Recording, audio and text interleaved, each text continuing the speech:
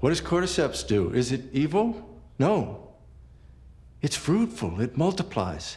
It feeds and protects its children. And it secures its future with violence if it must. It loves.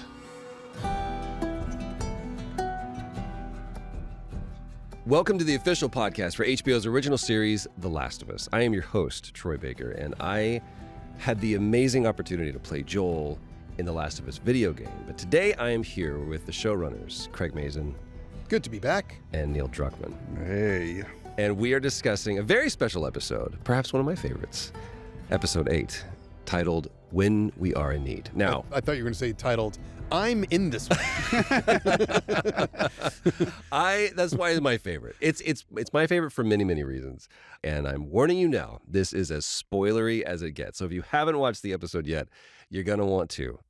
This is a very different kind of cold open for many reasons. The image that we're given is very, very cold, bitter cold.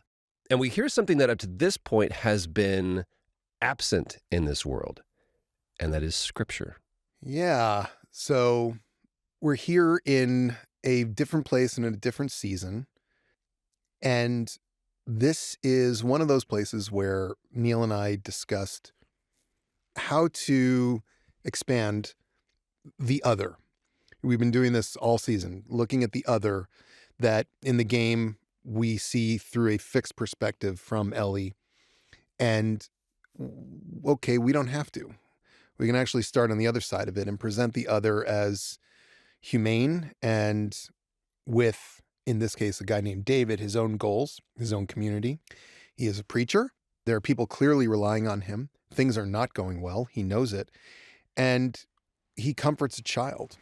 He comforts a little girl who's about Ellie's age. Do you remember what comes next?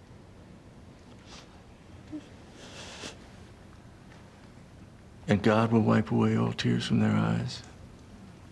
For there will be no more death, neither sorrow nor crying, neither will there be any more pain.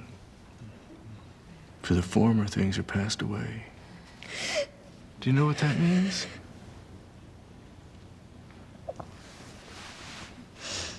Good.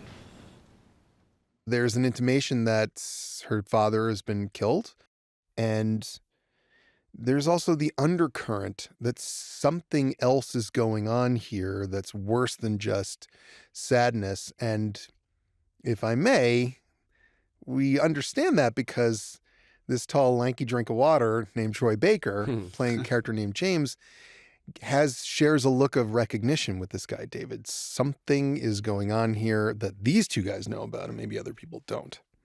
Revelations 21. And I saw a new heaven and a new earth. Why this verse? It's about rebirth. It's about the idea that there can be a new world that is better than the world that we know or have left behind. And it is also a verse about moving past tragedy and grief. It's something that I think David, as played by Scott Shepherd here, has read every time someone has died. I think it's his go-to. I think it's a call to maintain faith even in the face of tragedy and loss. It's also where he found faith, which we discover later, which is like he discovered faith through this massive loss that happened on our planet. Yep. Once we leave that moment, now we're out into their city. And what I love seeing this, especially now that I've seen the episode with Jackson, is you're presenting two possible outcomes. Whereas Jackson has prospered and flourished and is a functioning communistic society, here is one that is the underbelly, where it's in order to control, you must do that through fear and oppression. Well, you can certainly read into this the dangers of theocracy, although I think they're just unlucky. That's where part they of it. Settle down. They're just unlucky. They picked a bad spot. Why? And What about it was bad, do you think? Well, in my mind, this place must have looked fantastic in the spring.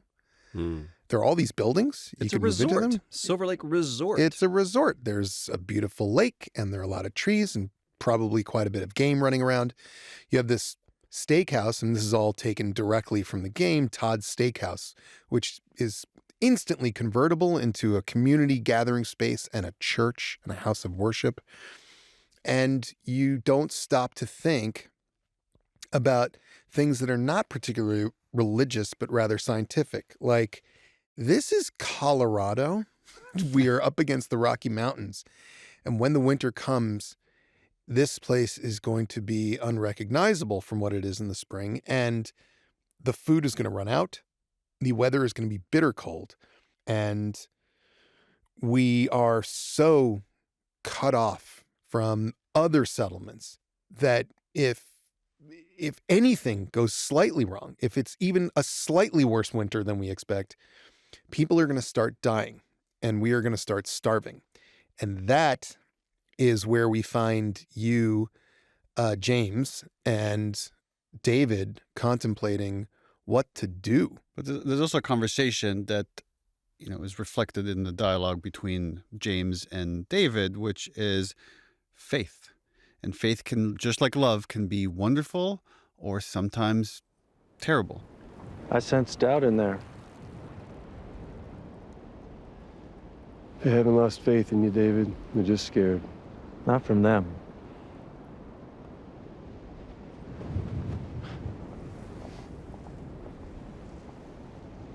I still believe. It's been, the last 6 months have been hard. For all of us. But I need to know you're with me. Yeah. Good. Now go get our guns. We're going hunting. And in this instance, I think that David has fallen too far into like everything's going to work out because everything happens for a reason. We're in these trials for a reason, but now it's becoming too much. And I think he let faith kind of override it. The positive thing of faith is you could maintain hope in these extraordinary circumstances, which is what he does. But he hasn't prepared for the winter in the way that Jackson has. Yeah, Jackson is run by a woman who was a prosecutor. She was a woman of law, and it was founded, therefore, on the bedrock principles of law. I believe very strongly in the separation of church and state, not only because it's important to protect people who are of religious minorities, but because religion doesn't do a good job of running a state. I believe religion does a terrible job of running a state. And if you look at theocracies around the world, you will see this being repeated time and time again. Where there is a theocracy, your state starts to fail. David is not only theocratic in nature, but he's also paternalistic in nature, which is another interesting thing to talk about, the idea of how a patriarchal theocracy functions here versus a democracy built on secular law run by both men and women in Jackson. There are these very clear differences, and I think our show is not shying away from saying one is better than the other. Doesn't help that he's a narcissist and everything is about him and the love that he receives. And well, this is, the people that tend to end up running theocracies are probably not as godly as they think. But he's also extremely confident at adversity. Like, that's why I think he makes the hard calls, just like Kathleen, just like Marlene, just like a lot of the people we've seen in this story. He can make the hard calls that no one else can make. Once we move away from David and James and that conversation you talk about, we're back with Ellie and Joel, and we see perhaps a little progress because she has been able to stitch him up, and we see a remarkable bedside manner from Ellie. Just to place us in the time, how much time has passed, would you say? To me, it's been a day or two. Yeah, I mean, not that much. Yeah, she's sewn him up. But what I love about the sequence is that you just, there's these long moments where you just see her staring. And like the idea of like, you wouldn't know. You're like, I stitched him. Is this working? It's kind of turning infectious. I'm not sure. Is he going to survive, die? I don't know. Good. Yeah, I mean, the wound still looks really bad. The discoloration is spreading. And more importantly, Joel's not waking up. He's in and out of consciousness. He's not eating. He's not drinking. She's tapping water to his lips. She's doing everything she can. but she is a kid. Now, she's also a kid that, as we've talked about, has this aspiration to be like Joel. And so I think when she's sitting there looking at him and she's starving herself, because they're down to their last little scrap of beef jerky, she thinks, well, what would Joel do here? And what Joel would do is pick up that gun, go out there and shoot a deer. I mean, remember, Ellie asked, teach me how to hunt. I want to know how to hunt. Well, this is her chance to go out there and hunt. Ellie takes the rifle and she forages out because they need food. And we have moments of this with the first kind of sequence with Ellie in the game where she is now hunting, and we have this moment with the deer, and we get to actually see this where she's trying to remember just the steps that Joel walked her through of what to do. And she breathes, and we have this very intimate, you chose to be very close with Ellie and also with the deer. And then we find our two other characters, David and James. And now, just as Joel has had the drop, someone's gotten the drop on him before, Ellie has now got the drop on these two guys. Turn and face me. Slow. Any sudden moves, I put one right between your eyes. Ditto for Buddy Boy. You're quite a hunter. We didn't even hear you coming. Turn around and walk away. There was a specific choice that felt like it was made. She doesn't know how to hold that rifle well. No, it's too heavy. And that It's rifle, like bigger than her. It is. And that rifle that we're using there is the real thing. We, obviously stressed gun safety all the time. Most of the time when our actors are holding guns, they're not loaded with blanks. They're obviously never loaded with real ammunition. In that case, the gun as she's walking around is unloaded, but it's the real rifle. Right. And it is heavy. And Bella, like the next day, was feeling it, like in her biceps and her pecs. Like it was hard for her to hold that thing up. And we would, throughout the scene where she confronts your character and David from off camera, we would occasionally be like, lift the gun, because it starts to lower, but she can't lower it. She has to keep it on you guys. And yet you can see her struggling with it. And we kept some of those moments in.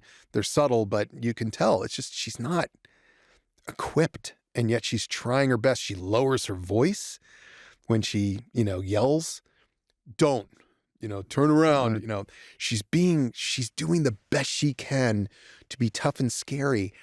And what I love is that Scott Shepherd as David sees right through it and doesn't take advantage of it. Mm-hmm. He goes the other way, which is all about what's going on in his mind as he sees this for the first time. David is unflappably calm. Yeah. Why? Well, Neil and I talked a lot about when a certain concept begins to form in David's mind. And the concept is, I want her. So we've seen this episode now. There are no spoilers here. David's interest in Ellie is not merely paternal.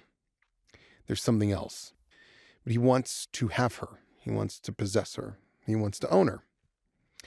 And I think it happens immediately. I think he looks at this kid who is so far away from any of the people that he is currently the pastor for. And he is lit up. I think he is intensely attracted to her force of nature, her power. Her confidence. Like you think about he has broken all the people around him, right? It's like sheep. And here he sees a wolf like him. The people that came to him because they were sheep. So these sheep keep huddling towards David.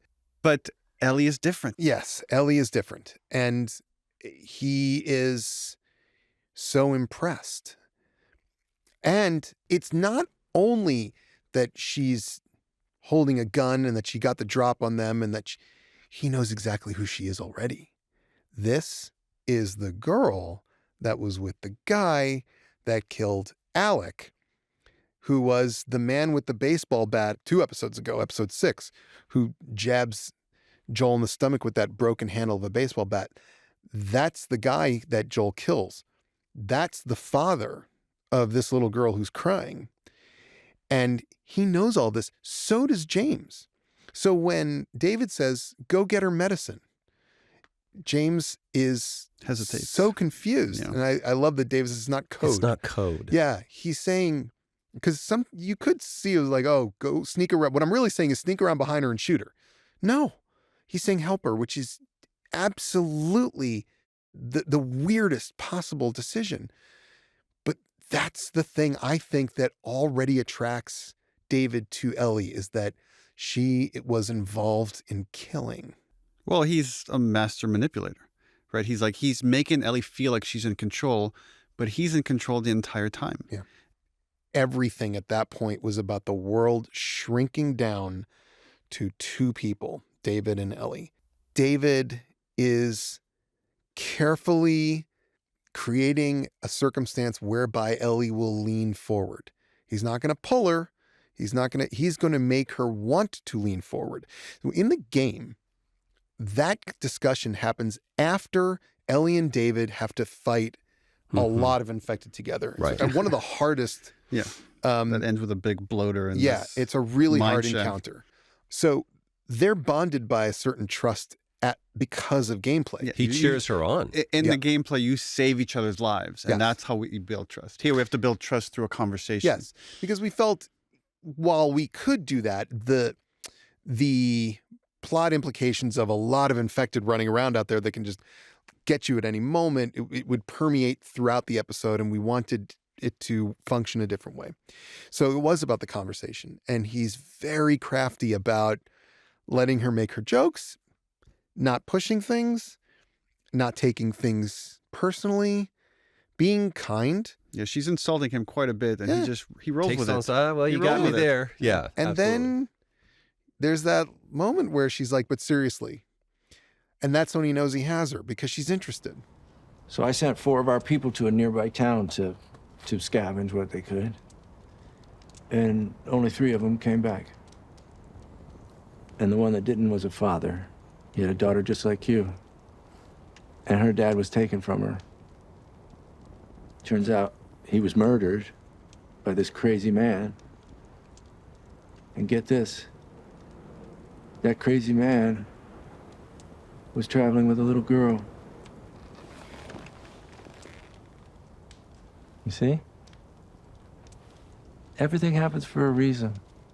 What I love is that Bella, the way Bella played it was, it takes her like 3 seconds too long to realize to that she's on realize, the because run. she's into the story. She's suckered in by him completely. And what I love about that is that's the first time I think we've seen it happen. No one's been able to fool her. No one's been able to sucker her. She's always one step ahead of everybody. As soon as she gets the penicillin from them, she runs back to give it to Joel. There's a lot of payoffs that would not work if the rest of the season didn't Mhm. work as well as it did. And one of these moments one of my favorite moments from the game is Ellie she got this shot of penicillin, and she doesn't know, she just injects it where she thinks it might go. She's not sure if it's going to work or not. And then she lies down next to Joel and leans into him. And I'm watching this and I'm seeing Ellie and Joel, not like Bella and Pedro. But I love, again, that we wake up the next day and she does another injection. She's like, she doesn't know how much to give, where to do it, whether it's going to work or not. And again, there's a little bit of this blind faith that this is all going to work out. And there's nothing more helpless than having the solution and having no idea how to use it. It's something I remembered feeling in the game, and it was at the time shocking when in The Last of Us, the game, you wake up, so to speak, as Ellie. You become Ellie. The screen goes black, and now you're playing as Ellie. It was shocking. And playing as Ellie and not knowing if it was going to be okay, if Joel was going to live, was really scary. Mm-hmm. Let's talk about the slap and the hand. So we see this exchange with Josiah and Joyce, and she says, "What is it?" And he looks at her and goes, "Venison." Yeah. No, it isn't. So that's a question. Yeah. This is where we also have the scene that contrasts with earlier, whereas Hannah interrupts, and instead of crying, she's now saying she's crying out for the vengeance of her father's murder. David slaps her. I know you think you don't have a father anymore. But the truth is, Hannah, you will always have a father. And you will show him respect when he's speaking. This is a big deal. Like, we talked about this a lot. When we expanded this out, we thought that it was important to humanize David, humanize the world around him, make us feel, at least when he was initially with Ellie in that sawmill, that he's a good guy. You know what? He's forgiven her, which is a very Christian thing to do. In fact, he's given her medicine so that she can save Joel. Yeah, he's been honest with her. He has been honest with her the entire time. And we need to make it clear that that isn't the complete truth. But we don't want to go all the way into showing who he fully is yet. And this is the product of that. It was important for us to show the audience that he is not the nicest guy in the world. He says to Hannah after he hits her, I know you think you don't have a father anymore, but you will always have a father. It's about the most patriarchal thing you can possibly say. And what does father do? Father comforts you, father teaches you, and then father hits you. But it's out of love. Yeah, but that's the thing. He, in his mind, that is love, because he doesn't understand what love is. I mean, there's a lot of dark in this episode, but to me, this moment is so dark. Of like, he hits this girl, and then he does this like really gentle motion to her mom: "Sit back down." Yep. Sit back down. I got this. So controlling, right? And it's and again, the control he has, where like the mom then sits back down. To me, the look is keep her in line, keep yourself in line, because you remember what happens if you don't. He also then reaches his hand down to Hannah. Mm-hmm. But he doesn't take her hand. He just reaches down and makes her take his hand. And that's about the most David thing you can do. That's this other level of, you see, you wanted to take my hand. That is like the DNA of abusive relationships. It is. Like, this guy is the model of a gaslighter, a manipulator, and an abuser. To somewhat stay chronological, there's this great shot where we're now hunting Ellie. And what's interesting is your instinct, James's instinct, and Timothy and Marco's and Josiah's, is to kill this little girl for what she did, because she and whoever that guy is killed their friend, Alec. And David won't let you. I shot the horse to stop her. I just want the girl gone. I feel the fact that she could easily usurp my position. In the same way that David intuits that he has found an equal, I think there's something inside of James that senses that from this girl as well. He looks at her differently. Yeah. James is not his equal. And that's what's sort of tragic, is that it's the reason the first real conversation that David has with James is about David challenging James's faith. And James says, no, I still believe. And you would think, okay, this is like, because I need you with me. And he's like, we're going hunting. This is what bad people do. They make you crave their approval. Mm-hmm. And then when they give you the approval, it makes you feel things that you probably shouldn't be feeling. That's how they manipulate you. And that's how David manipulates James. But the whole time, David doesn't really love James. David has contempt for James. David has contempt for practically every single person in that church of his. I would even think that, from my perspective, contempt was just a little bit too much thumb on the scale of an investment. It was disposable. You serve a purpose for me right now. Yeah. So then after David and James kidnap Ellie, she wakes up in this cage, and David is there trying to prove he's a good guy. Did you hear me say the others want to kill you? Yeah. But I stopped them. Fuck you. Why don't we just start with your name? Yi Ching. Hey, listen to me. You can't survive on your own. No one can. But I can help you. Let me protect you. I'm not on my own. Right, your friend. And how is he?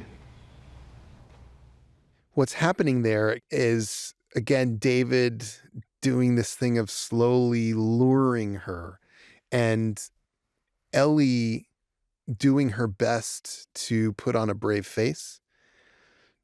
She is concussed. She is trapped in a cage. She is unarmed. Joel is out there dying somewhere. This guy's saying, hey, I'm keeping you alive. And she's telling him to eat shit, which is, what's your name? Eat shit. There's no more Ellie thing to do than that. By the way, the what's your name? I think it goes back to the conversation we just had of like, again, you're in this room where everybody's eating human meat. Yeah. And only some people know because there's a secret, and trust only goes so far. And so much of this back and forth, this chess game that they're playing is about trust. And the question he keeps asking her, what's your name? Mm-hmm. What's your name? Yeah. What's your name? And she knows this is what she has over him. And she's saving it for like this very specific moment. Yeah. Let's talk about Joel. There's some really cool things that, again, we get to enrich the game. There's a physicality that throughout every episode Pedro's brought to this, and this is a shining example of that. Mm-hmm. We have the fight. That fight is so cool. It's like I love that It's fight. over I was just before it watching began. it last night Yeah. with Hallie Gross, co-wrote the second game, and she starts laughing, and I'm like, "What are you laughing at?" She's like, "Just Joel at 10% is better than the two of these guys at 100%." But the only reason this to me is It's true. what makes it so good is he fights smart, which is I have one shot at this and I got to get this knife in his neck. If I can get the knife in his neck, it's over. And it's also, he is fighting for Ellie. Yeah. Yes. If it were just him, I think he would just be like, oh, for fuck's sake, just do it. Just kill me already. I'm useless. I'm broken. I'm lying on this mattress and I'm dying.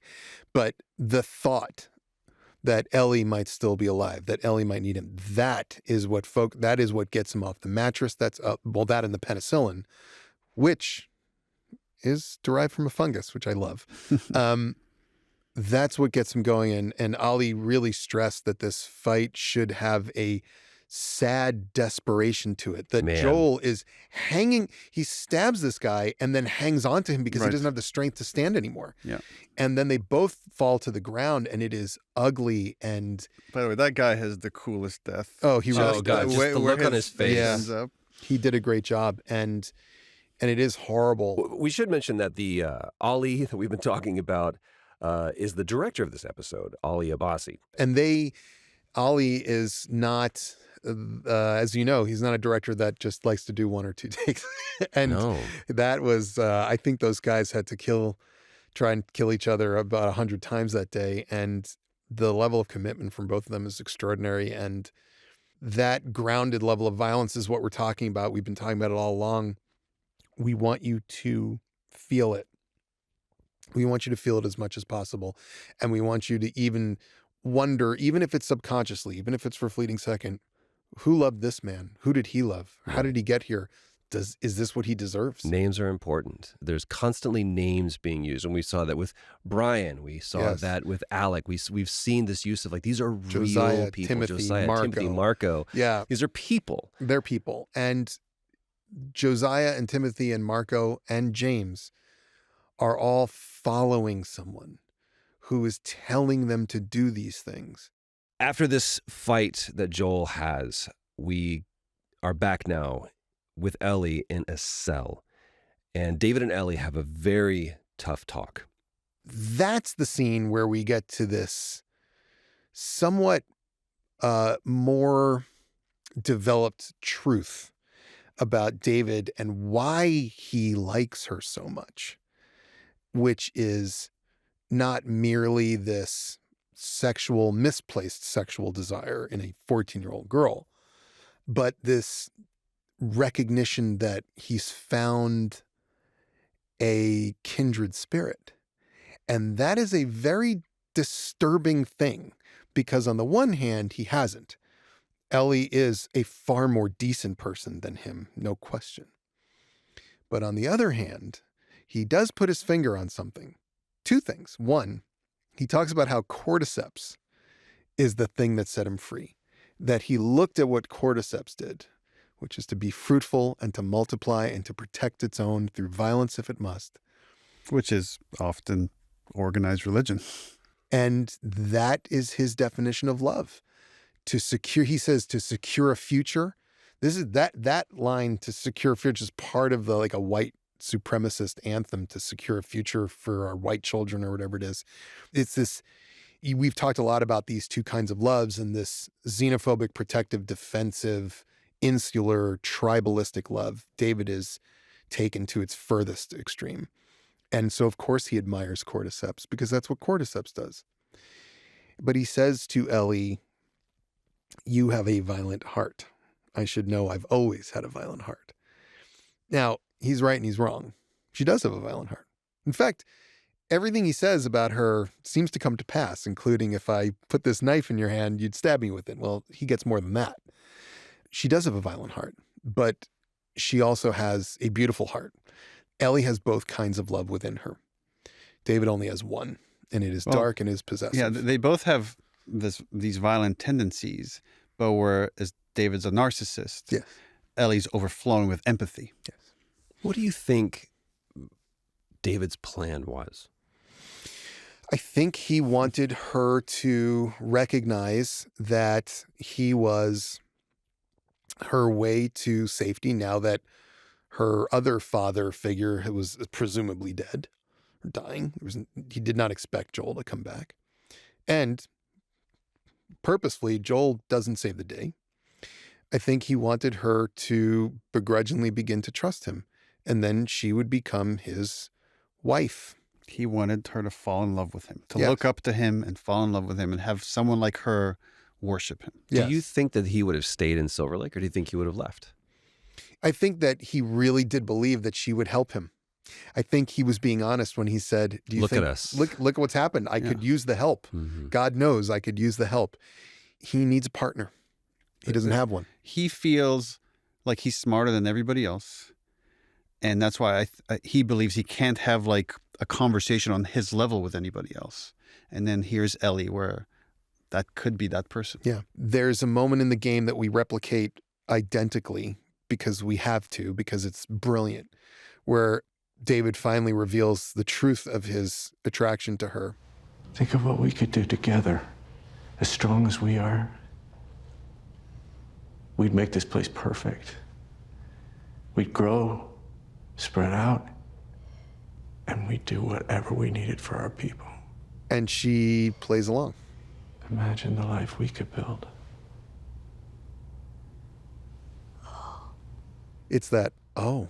By the way, I know that is, again, it's like I thought I was hearing Ashley Johnson in that moment. And that's not a moment where we sat Bella down and said, "Now watch this, now There's do a line this." read. It was the opposite, in fact. I remember on that day, Bella and Ali were like, you know, they're blocking and stuff, and I'm over here probably, you know, working on another episode or writing, you know, in the corner on my laptop, and they're like, "Hey, can you come over here for a second? What exactly because neither one of them had really studied that scene. And I was like, "Oh, this is interesting. Let me explain exactly what's going on here." And I remember laughing because I sort of, this is what's going on. You're saying this because you want him to think that you are getting it and that you're into it.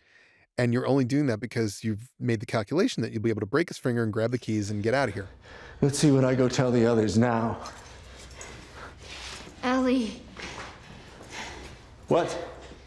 tell them that Ellie is a little girl who broke her fucking finger! When David smashes her face against the bars of the cell, she is hurt. She is bleeding from her face. And when she yells at him, tell him, She's still defiant. "Yeah, I'm the Still little won't give girl him the who broke satisfaction. your fucking finger." And this is where I used to call Bella my little savage, because she can do these things where it's terrifying, where she's like an animal. And That's when she finally gives her name. yes, yeah. That moment, both in the game and in the show, rapidly accelerates Yes. the situation. David and James go back into the room with a cleaver. And Ellie, in the scramble, manages to bite David, and right before they're able to kill her, she thinks of a way out. I'm infected. And now so are you. Which, by the way, right, if you think about that scene, they could have gone in there and shot her. But that's not satisfying for David. David wants to win. he has to like kill her slowly, and he wants her to know that he's in control. The thing I've always loved about the sequence is that it's a chess game between these two characters of who has control. And Ellie has an ace up her sleeve. Right. And of course, David doesn't know that, but he has revealed that he has a violent heart. And here is where he is going to show her just how violent that it is. This is very close to how it functioned in the game because it was one of those moments that was so visceral in every sense of the word. And Ellie interrupts with the final card she has to play, and I remember when I was playing the game, I had no idea how the hell is she going to get out of this. It's seemingly impossible, and it didn't occur to me. I had forgotten when I played that she could do this, that she could say this. It struck me as so smart, and it works the same way here.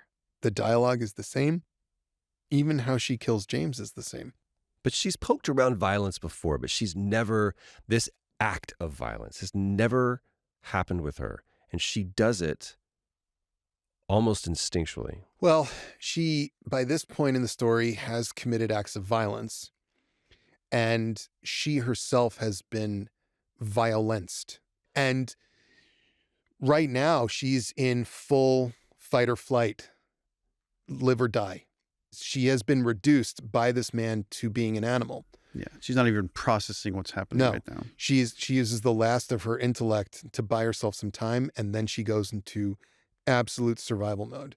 And in survival mode, your life means nothing. His life means nothing. The only lives she cares about are her own and Joel's. Ellie is trying to escape. She accidentally sets the building on fire, and that is when we have this terrifying moment with David. When Ellie kills David, we are doing what was there in the game. There's something about this version, I will say, that's harder to watch and is more disturbing. It is. And part of it is that there's that one less thing of separation between you and reality, because it's not animated, it's a person, because there is blood flying everywhere, including hitting the lens. And then it's also just telling Bella, you have no restraints, you have no leash, you have no nothing. Just do what needs to be done. And when she kills him, it's so clear that he's beyond dead after this fifth or sixth blow. And she keeps going, and then she slows down, and then she starts up again. And it's that moment where you realize that there's just everything pouring out of her. And when she finally stops and she looks off, I don't know how you could portray trauma better, more convincingly, more accurately than what is on her face in that moment and what is in her eyes. It is so upsetting. There is one moment that, as close to the game as it is very different, even though it's a very small thing.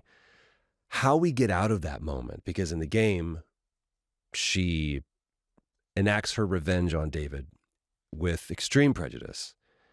Joel takes her from that and tries to pull her away from that violence. Yeah.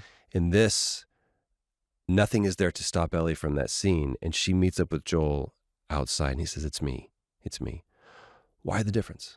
I think our conversation, we didn't want it to happen with the fire around. There's the danger of the fire that just felt a little different in live action than it did in the game. Yeah, there was a question of how does Joel get inside if the keys are on David? It was a little bit of a logic thing, and then it was a little bit of wanting our Ellie to have completed it to the point where she could literally walk away on her own. But it was important when the sequence was constructed in the game, and I think it's the same for the show, which is we want the audience or the player to think Joel is going to save Ellie. Yes. Because that's what this character traditionally does. And it was important that, no, Ellie saves herself. Yeah. Yes. Except that he does save her, but now he has to do a very different thing that a parent does, which is he saves her emotionally. It's okay. But It's okay. It's okay, baby girl. I got you. I got you. Before she loses her sanity, he's there to bring her back. Now, she will never be the same after this, and we'll see the consequences of that in the next episode. the whole scene was constructed when we made the game, and this is one of those sequences that made me want to make this game. That the whole thing was kind of a study of a more stereotypical hero you would have in a person like Joel. And then there is one moment in time towards the end of the story where he would get so incapacitated, this is how it was pitched, that the roles would flip, and then you would play as this girl protecting this man. So to me, like almost the entire story hinges on this sequence. And I remember when we were making the game, I was so nervous about whether this was going to work or not, because I'm like, if this doesn't work, then that means the whole story is not working. And then when I finally kind of played that sequence, I'm like, you know, it's one of the most emotional parts of the story where like Joel comes and embraces her and calls her baby girl. And you're like, oh my God, like look how much these two characters have been through. And I was so nervous whether this would hit as hard on the show. And I wanted it to be hit as hard on the show as it did in the game. When I watched this, finally, I watched like 2 episodes before so I could go into this with full context. I'm watching it and it's different. She stumbles on into the snow, and just the contrast of like the blood on her skin against the white snow. And Bella does such an incredible job of like this disembodied performance where she's not quite there. And then Pedro grabs her, and the way he looks at her, there's a sadness of like, I couldn't protect you from this. Again, another failure to like another notch of failure. And I'm bawling. Yeah. I'm crying, not just like tears in my eyes. I'm like, it's waterworks. I was like, I pick up my phone and I just text Craig this one sentence. We did it. Yeah. It could only work again if everything that preceded it was working.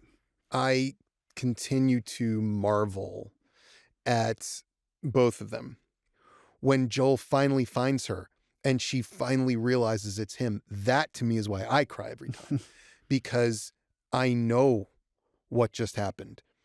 And the same person that obliterated a man's face with a cleaver is now a little girl who just needs her father's affection, clinging to her father, who is calling her baby girl and putting his coat around her and leading her off to safety. It's a testament again to the story that Neil created and the way that you and Ashley perform those scenes. All of that is the text that we pull from, all of it. And that's why I've loved this job. I love this job. As crazy as this job was, as long and exhausting as it was, I love it. And I want to just keep doing it because of moments like that.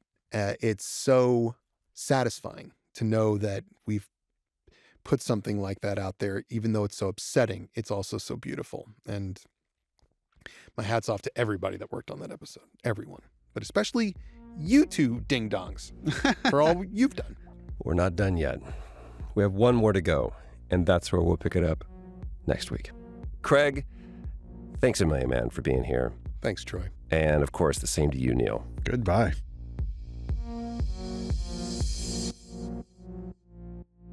This has been the official The Last of Us podcast from HBO. Again, I'm Troy Baker, joined by Craig Mazin and Neil Druckmann. You can stream new episodes of the HBO original series The Last of Us Sundays on HBO Max. The podcast episodes are available after episodes of The Last of Us air on HBO. You can find this show wherever you listen to podcasts. Like and follow HBO's The Last of Us on Instagram, Twitter, and Facebook. And as always, when you're lost in the darkness, look for the light. This is the official companion podcast for HBO's The Last of Us, hosted by Troy Baker. Our producers are Elliot Adler, Bria Mariette, and Noah Camuso. Darby Maloney is our editor. The show is mixed by Hannes Brown. Our executive producers are Gabrielle Lewis and Barry Finkel. Production music is courtesy of HBO, and you can watch episodes of The Last of Us on HBO Max.